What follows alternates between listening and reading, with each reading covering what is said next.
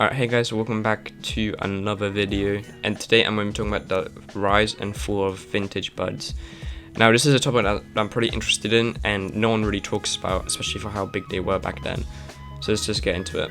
So some backstory to buds in general. For those unaware, buds were huge from 2010 to 2014 as they were used as a form of trading. This is because in 2010, when trading was introduced, there was a limit to how much items you could have in a trade, which at first it was only 4 before it was quickly changed to 8.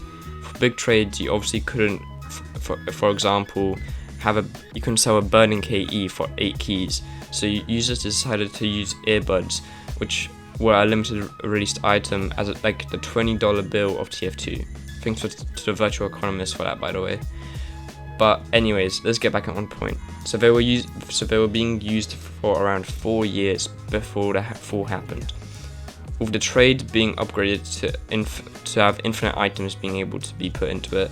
There was no use for buds, and furthermore, buds were an unstable currency as they dropped up and down in value.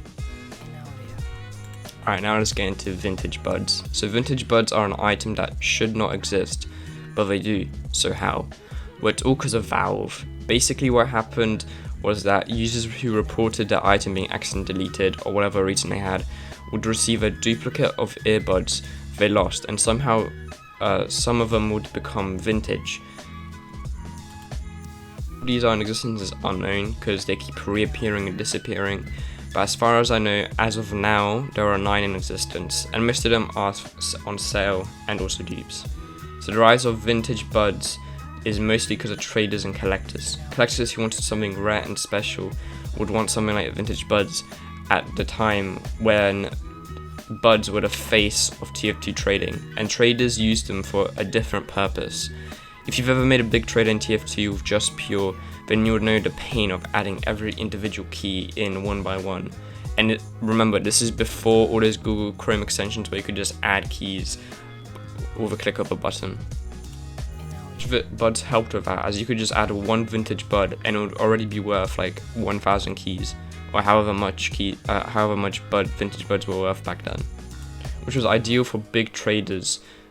For example, a large trade for either a Secret to Everybody coffin kit or a Blizzard Storm coffin kit, which for those unaware is one of the most expensive and rare unusuals in Team Fortress 2, happened roughly 10 years ago, and a witness said that he saw a large amount of vintage buds flood the chat.